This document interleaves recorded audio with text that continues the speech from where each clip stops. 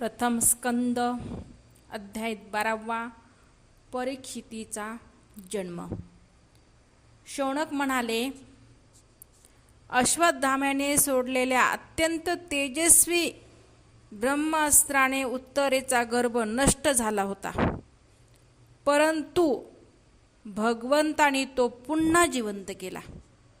ज्याला सुखदेवांनी ज्ञानोपदेश केला होता त्या महाज्ञानी व महात्मा परीक्षिताचा जन्म, कर्म, मृत्यू आणि त्यानंतर त्याला जी गती प्राप्त झाली ते सर्व आपणास योग्य वाटत असेल तर आम्हास सांगावे.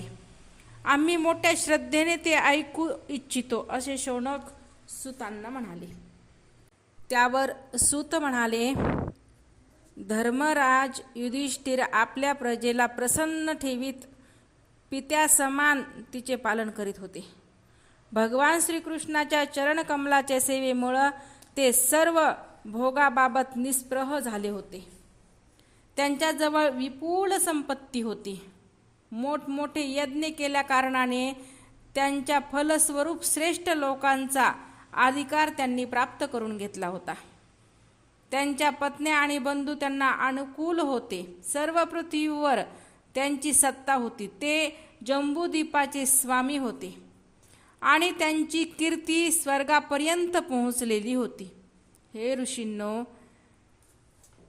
ज्यांची देवताही इच्छा करतात अशी भोग सामग्री त्यांच्याजवळ होती, परंतु भुकेलेल्यांना अन्नखेरीज अन्य वस्तूची अपेक्षा नसते.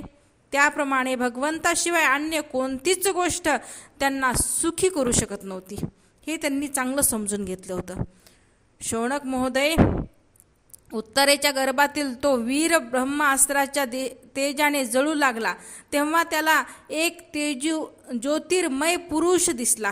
तो अच्युत अंगठ्या एवढा अत्यंत शुद्ध, सुंदर, श्यामवर्ण, विजेसारखा चमकणारा, पितांबर धारण केलेला, डोक्यावर झळकणारा मुकुट घातलेला, सुंदर लांब 4 भुजा असलेला, चमकणाऱ्या स्वर्णांची सुंदर कुंडले कानामध्ये घातलेला, लालसर डोळे असलेला होता. तो हातामध्ये कोतिलासारखी जळत असलेली गदा घेऊन वारंवार ती फिरवीत स्वतः त्या शिशुभोवती फिरवत होता.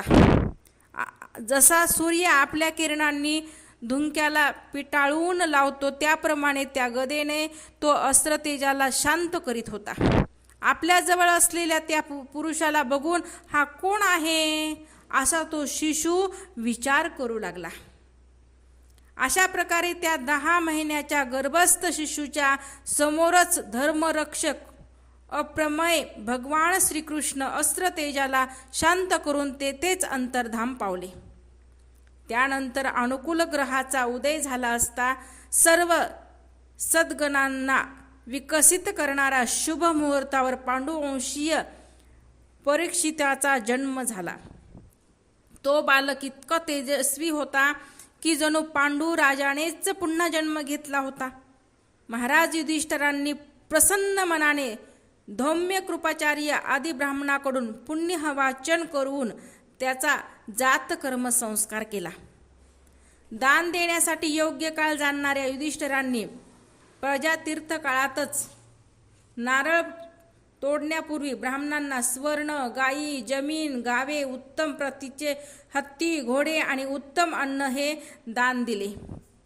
संतुष्ट होऊन ब्राह्मण त्या विनयशील युधिष्ठिरांना म्हणाले, हे पुरुवंश शिरोमणी, प्रतिकूल कालगतीमुळे हा पवित्र पुरुवंश खंडित होऊ लागला होता, परंतु तुमच्यावर कृपा करण्यासाठी भगवान विष्णूंनी हा बालक देऊन त्याचे रक्षण केले आहे, म्हणून याचं नाव विष्णुरात ठेवावे.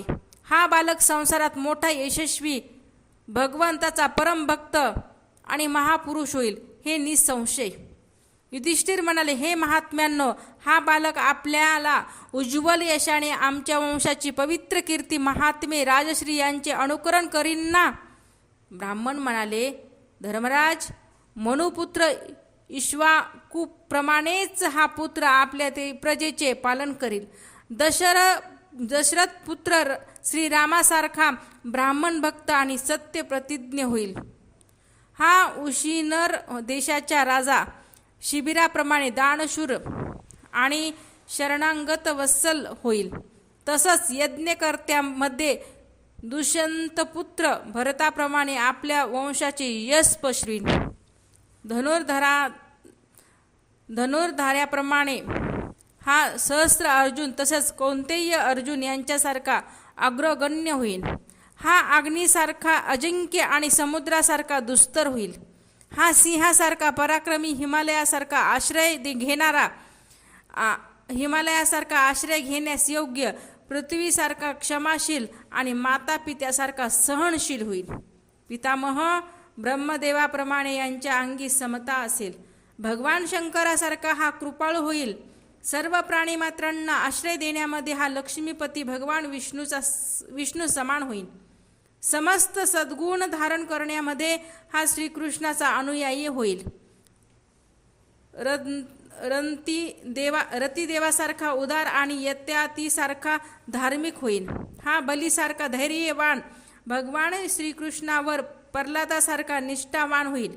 हा पुष्कळ अश्वमेध यज्ञ करील आणि गुरुजनांची सेवा सुद्धा करील. याचे पुत्र राजश्री होतील. मर्यादांचे उल्लंघन करणाऱ्यांना हा दंड देईन. पृथ्वीच्या आणि धर्माच्या रक्षणासाठी हा कलीला शासन करीन.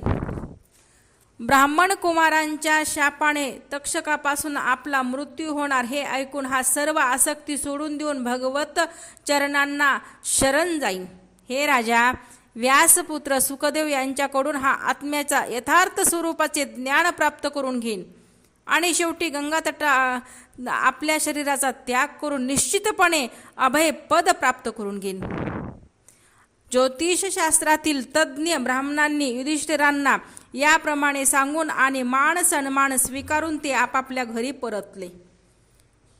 तो हा बालक पृथ्वीवर परीक्षित नावाने प्रसिद्धीला आला, कारण या श्रेष्ठ बालकाने गर्भामध्ये असताना ज्या पुरुषाचे दर्शन घेतले होते त्याचे स्मरण करीत तो लोकांची अशा रीतीनं परीक्षा घेत होता की यातील कोण त्या पुरुषासारखा आहे बरं. जसा शुक्ल पक्षातील चंद्र दिवसेंदिवस आपल्या कलांनी पूर्ण होत होत वाढत जातो, तसाच तो राजकुमार वडील करीत असलेला पालन पोषणाने दिवसेंदिवस वाढत होता. याच वेळी स्वजनांच्या वधाने प्रायचित्त घेण्यासाठी म्हणून राजा युधिष्ठिरांनी अश्वमेध यज्ञ करण्याचा विचार केला. परंतु प्रजेकडून वसूल केलेला कर आणि दंड या व्यतिरिक्त अन्य धन नसल्याने ते काळजीत पडले. त्यांचे मनोगत जाणून भगवान श्रीकृष्णाच्या प्रेरणेने त्यांच्या भावांनी उत्तर दिशेला राजा मरुत आणि ब्राह्मणांनी सोडून दिलेले पुष्कळसे धन आणले. त्या धनातून यज्ञासाठी लागणारी सामग्री गोळा करून स्वजनवधामुळे भ्यालेल्या धर्मपुत्र महाराज युधिष्ठिरांनी 3 अश्वमेध यज्ञाचा द्वारा भगवंताची पूजा केली. युधिष्ठिराच्या आमंत्रणावरून आलेल्या भगवंताने ब्राह्मणाच्या द्वारा त्यांचा यज्ञ संपन्न करून आपले सुहृदय पांडव यांच्या प्रसन्नतेसाठी ते काही महिने तेथेच राहिले. अहो शौनक, यानंतर बंधूसहित राजा युधिष्ठिर आणि द्रौपदीचा निरोप घेऊन यादवासह भगवान अर्जुनाला बरोबर घेऊन द्वारकेला गेले. आता तो भाग आपण उद्याला श्रवण करू. अध्याय 12 इथं समाप्त. ओम नमो श्री भगवते वासुदेवाय. ओम नमो श्री भगवते वासुदेवाय. ओम नमो भगवते वासुदेवाय.